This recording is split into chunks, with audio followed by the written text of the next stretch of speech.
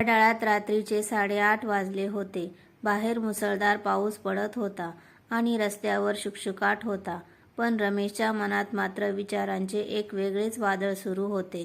तो ओल्या अंगानेच लोकल ट्रेनच्या गर्दीतून वाट काढत थकलेला भागलेला आपल्या घराच्या दारात येऊन उभा राहिला. चेहऱ्यावरचा घाम आणि दिवसभराचा ताण त्याच्या डोळ्यात स्पष्ट दिसत होता. रमेशने घराची बेल वाजवली. दार उघडले गेले. समोर त्याची पत्नी स्वाती उभी होती. स्वातीच्या चेहऱ्यावरही कमालीचा थकवा होता. केस विस्कटलेले होते आणि कपाळावर घामाचे थेंब चमकत होते. दोघेही एकमेकांसमोर उभे होते, पण दोघांमध्ये एक विचित्र शांतता होती.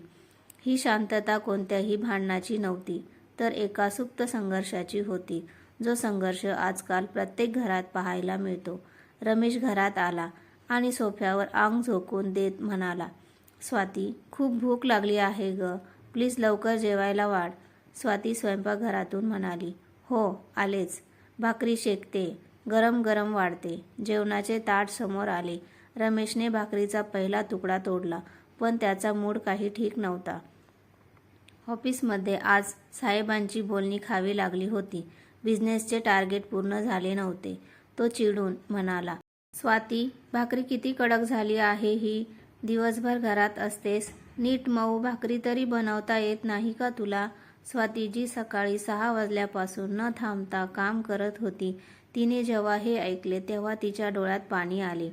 ती शांत राहिली नाही. ती म्हणाली, तुम्हाला फक्त भाकरी कडक दिसते, पण ही भाकरी बनवण्यासाठी मी दुपारपासून त्या गरम शेगडीसमोर स्वतःला जाळते, ते दिसत नाही. तुम्हाला वाटतं मी दिवसभर घरात फक्त आराम करते. रमेशही रागात म्हणाला, अहो मॅडम, मी बाहेर जाऊन जे ऊन पाऊस झेलतो, लोकांच्या कटकटी सहन करतो, तो पैसा काय झाडाला उगतो. मी बाहेर रोटी कमावतो म्हणून हे घर चालतंय. स्वातीने तितक्याच धीमेपणाने पण जड अंतःकरणाने उत्तर दिले. आणि तुम्ही कमवलेली ती रोटी मी इथे बनवते म्हणून तुमचं पोट भरतं. जर मी ही रोटी बनवलीच नाही तर तुमच्या त्या पैशाच्या नोटा खाऊन पोट भरणार का तुमचं. स्वातीचे हे वाक्य ऐकून रमेश अचानक शांत झाला. त्याच्या हातातील भाकरीचा तुकडा तसाच राहिला. खोलीत पुन्हा एकदा तीच शांतता पसरली. पण यावेळी त्या शांततेत एक वेगळा सस्पेन्स होता. रमेशने स्वातीकडे पाहिले. तिच्या हातावर तव्याचे चटके बसलेले डाग त्याला दिसले. त्याला आठवले की स्वातीला कोणताही संडे नसतो. तिला आजारपणातही सुट्टी मिळत नाही. तिचे काम कधीच संपत नाही. आणि दुसरीकडे स्वातीने रमेशच्या पायाकडे पाहिले. लोकलच्या गर्दीत त्याच्या पायाला झालेली दुखापत तिला दिसली. तिला जाणीव झाली की हा माणूस स्वतःचे अस्तित्व पणाला लावून कुटुंबासाठी बाहेर धावपळ करतोय. दोघांनाही एकाच वेळी एका सत्याचा उलगडा झाला होता. बाहेरून पैसा आला नाही तर घरातली शेगडी पेटणार नाही. हे जितके खरे आहे तितकेच घरातल्या शेगडीवर जर प्रेम शिजले नाही तर बाहेरच्या पैशाला काहीच किंमत राहणार नाही. हेही तितकेच सत्य आहे.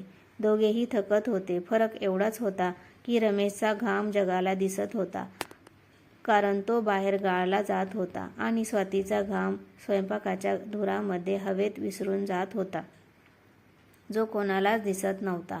रमेशने हळूच स्वातीचा हात आपल्या हातात घेतला आणि म्हणाला, मला माफ कर स्वाती, आज भाकरी कडक झाली असेल, पण ती बनवणारे तुझे हात आणि तुझे मन खूप मऊ आहे. स्वातीच्या डोळ्यातून सुखाचे अश्रू वाहू लागले. तिने हसून रमेशला पाणी दिले. त्या रात्री भाकरी कडक असूनही दोघांनाही ते जेवण जगातील सगळ्यात गोड जेवण वाटले. मित्रांनो, नातं हे तराजू नाही जिथे आपण मोजत बसावं की कोणी जास्त कष्ट केले. नात्यात तुलना नाही तर एकमेकांच्या कष्टांचा सन्मान असायला हवा. रोटी कमावणारा आणि रोटी बनवणारी दोघेही एकाच रथाची 2 चाके आहेत. मित्रांनो, हा व्हिडिओ कसा वाटला कमेंट्स करून नक्की सांगा आणि आपल्या चॅनलला सबस्क्राईब करायला विसरू नका.